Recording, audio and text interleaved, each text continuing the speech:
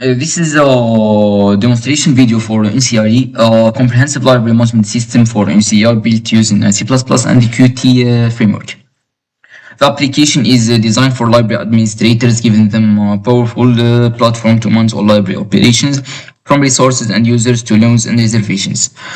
So let's dive right into this. Let's take a look on the resource management section. Here we can see a clear table of all the available media in our library. We can see the types of the media, if it was a book, this is an article, if it is board available, and we can see the title, the author, the year, the ID of the media. Here we can add a resource. Let's try to add a resource. We can choose the resource type. If it was a book, an article, this is digital content. We can enter the ID, the title, the author, blah blah blah. It's quite obvious, I guess.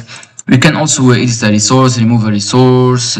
So yeah, let's. We can also perform searches based on the type of media, if it was a book, if it was an article, blah blah blah. We can even search based on name. Let's press SQ.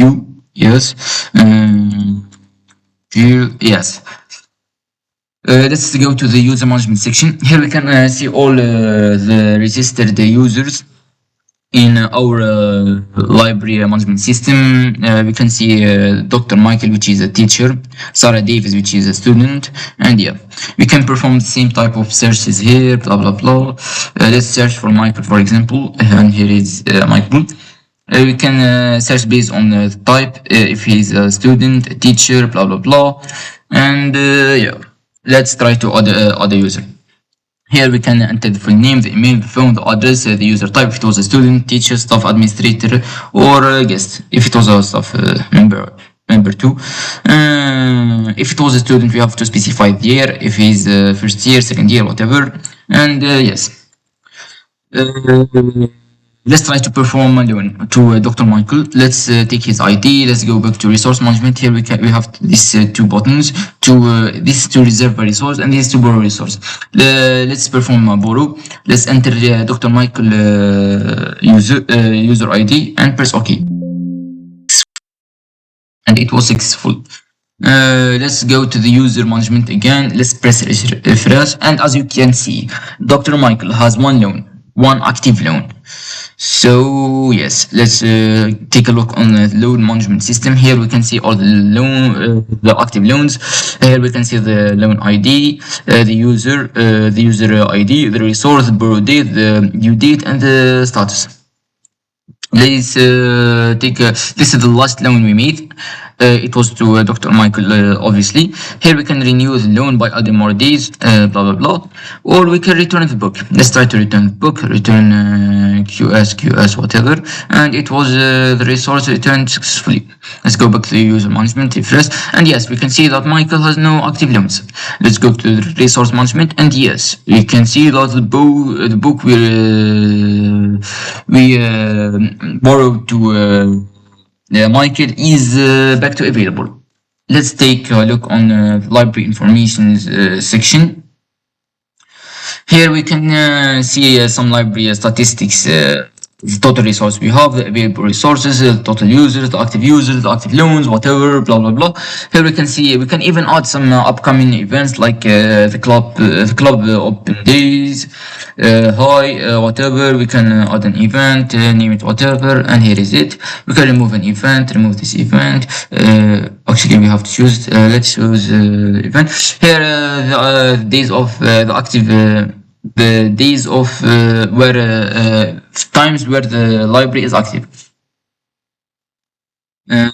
So yes, it's worth mentioning that our library management system gives perfect data persistence mechanism, which was implemented using JSON.